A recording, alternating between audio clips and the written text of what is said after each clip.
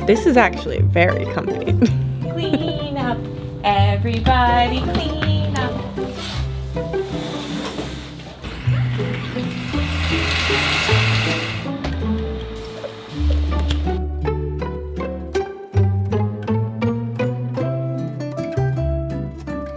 Hello everybody, welcome back to my channel. Today I want to go over my top mom hacks, my tips and tricks. They're really just things that I've learned over the last year that make my life easier, and now they're like second nature in my mommy life routine, and I want to share them. I do want to say a disclaimer that by no means am I saying all of these things will work for everybody, and if you aren't vibing or you disagree, that is totally fine. There are a billion ways to parent correctly. Like, I feel like me giving advice on how to parent is like me telling someone how to do winged eyeliner. Like, how I do winged eyeliner might work for someone else, but someone might have totally different eyelids than me and need a totally different routine. Maybe it's just a matter of aesthetic. You don't even want a winged liner. Like, I'm telling you, mommy life is not a one size fits all. These are just things that work for me, and I hope that they work for you too. If not, that's totally okay. I did make a video kind of similar to this pretty much exactly a year ago, and it was my first time mommy hacks, tips, tricks. So this is like my first year follow-up advice. If you like this kind of video, make sure to give it a like, and that way I know to make more of these, because I definitely could put together some more tips, tricks. There's so many things. But today we're gonna dive into my top 10. Let's start with number 1, which is a sound machine, but not just a sound machine. I have incorporated it into part of our routine. So in particular, I have the Hatch sound machine, which I don't totally love because it needs updates all the time. It skips. I'm not gonna lie, there's been some technical issues, but I do really like that you can program it exactly how you want on the app. And so when I start the nap or bedtime process, I can actually tap it to a certain setting. So for me, I have it set up with a blue light and light rain noise, which plays when I breastfeed and read a book. And it's just a non-verbal way to communicate what was happening to my daughter, because when your baby is a baby, you want to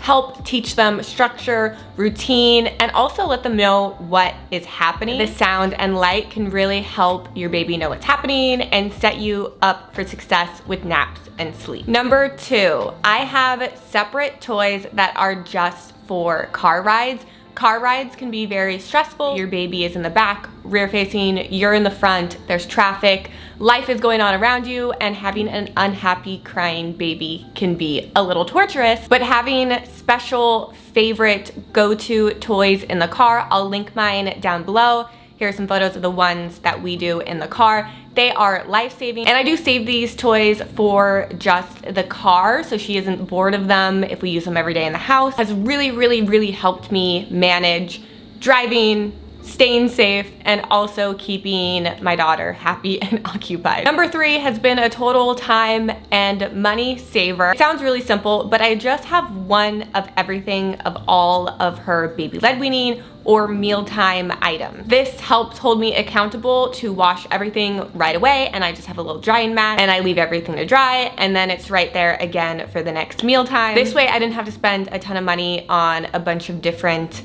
items, and also I have to clean them for her to eat. I have no backup of just letting things sit in the sink. I would definitely suggest being minimal with those items. Hold yourself accountable. Don't let stuff sit. It's so much easier to clean stuff right in the moment. I've talked about my go-to baby led weaning items in a video. I'll link it down below, but pretty much everything we use is the brand Mushy, or I think it's the spoon is Ryan and Rose. Number 4, like I mentioned, communicating with a baby or toddler is really hard. They know nothing about the world when they come into it, and they are taking everything in. It can be very overwhelming. Just imagine like going throughout your day and not knowing what time it is or what you're doing or what anything even is. So something I've started doing is I will tell my daughter what is happening the next day, the night before. Not that she fully understands what it is yet, but at least I'm setting her up for, hey, when I say grandma, you see grandma the next day. My daughter is almost 15 months now, and I think she's just starting to kind of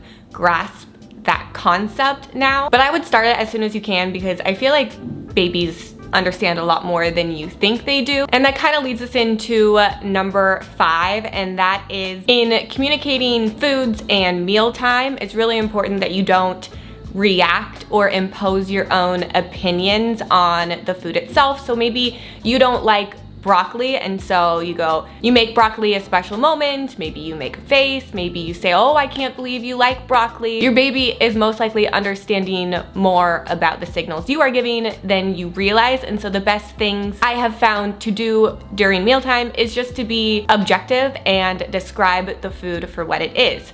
Broccoli is green. It looks like a little tree.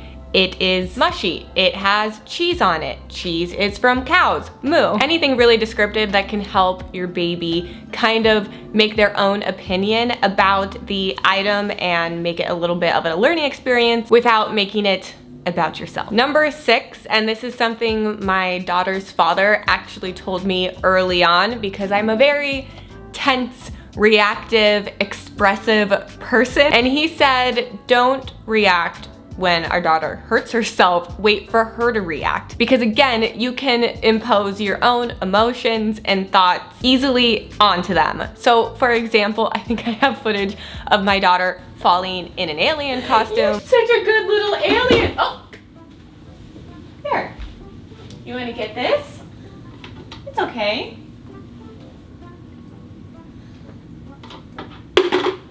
Dee dee dee. You say trick or treat. My initial real reaction be, oh, my baby, is she okay? Like, my baby is hurt. I'm having a panic attack. Yes, she fell in a comfy outfit on carpet, but still, anxiety levels are high, but my outward reaction is fairly neutral. And it helps me gauge, you know, sometimes she just picks herself right back up and nothing happened and it wasn't a moment.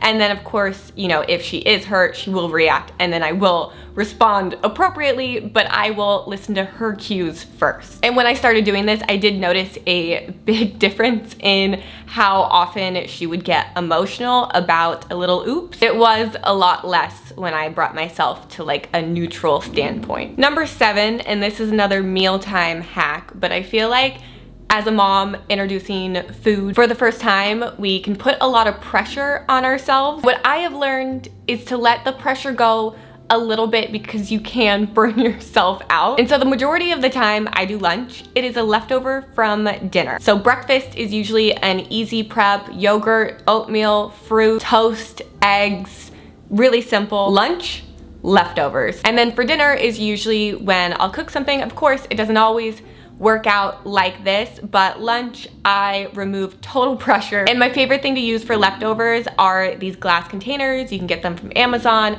I love them. They're easy to clean. They stack really well. They keep the food really fresh. I use them all the time for my chia pudding, leftovers, when I prep chicken. Number 8, the cleanup song. This is something I started because my mom mentioned it to me that she did it when I was a baby. So once my daughter started walking and was a little bit more independent, just before I start the nap routine, we do the cleanup song, which I will sing it for you. I'm not a singer.